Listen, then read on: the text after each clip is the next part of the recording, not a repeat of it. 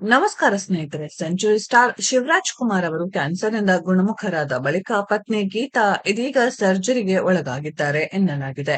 ಗೀತಾ ಶಿವರಾಜ್ ಕುಮಾರ್ ಅವರ ಆರೋಗ್ಯ ಸ್ಥಿತಿ ಸ್ಥಿರವಾಗಿದೆ ಎಂದು ಮೂಲಗಳು ತಿಳಿಸಿವೆ. ಇತ್ತೀಚೆಗಷ್ಟೇ ಹ್ಯಾಟ್ರಿಕ್ ಹೀರೋ ಶಿವರಾಜ್ ಕುಮಾರ್ ಶಸ್ತ್ರಚಿಕಿತ್ಸೆಗೆ ಒಳಗಾಗಿದ್ದರು. ಕ್ಯಾನ್ಸರ್ ವಿರುದ್ಧ ಹೋರಾಡಿದ್ದರು. ಶಿವರಾಜ್ ಕುಮಾರ್ ಈಗ ಕ್ಯಾನ್ಸರ್ ಫ್ರೀ ಆಗಿದ್ದಾರೆ.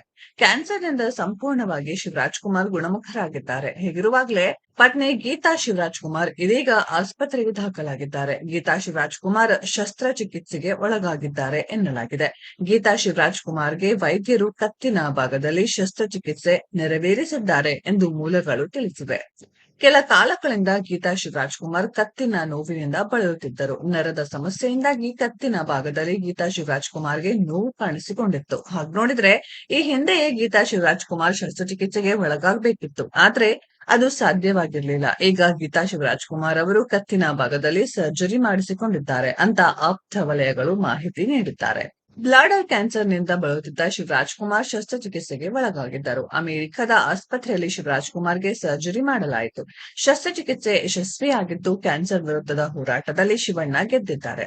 ಹಾಗೆ ಅಮೆರಿಕದಲ್ಲಿ ಸತತವಾಗಿ 5 ಗಂಟೆ 30 ನಿಮಿಷಗಳ ಕಾಲ ಶಿವಣ್ಣನಿಗೆ ಶಸ್ತ್ರಚಿಕಿತ್ಸೆ ಮಾಡಲಾಯಿತು. ಒಟ್ಟು 6 ಸರ್ಜರಿಗಳಿಗೆ ಶಿವಣ್ಣ ಒಳಗಾಗಿದ್ದರು. ಬ್ಲಾಡರ್ನಲ್ಲಿ ಮಾತ್ರ ಕ್ಯಾನ್ಸರ್ ಕಂಡು ಬಂದಿದ್ದರಿಂದ ಬ್ಲಾಡರ್ನ ರಿಮೂವ್ ಮಾಡಲಾಗಿದೆ. ಸಣ್ಣ ಕರುಳಿನಲ್ಲೇ ಬ್ಲಾಡರ್ ಮಾಡಲಾಗಿದೆ. ಅದಿನ್ನು ಬೆಳೆಯೋಕೆ 6 ತಿಂಗಳಷ್ಟು ಸಮಯ ಬೇಕಾಗಬಹುದು ಎಂದು ಶಿವರಾಜ್ ಕುಮಾರ್ ತಿಳಿಸಿದ್ದರು.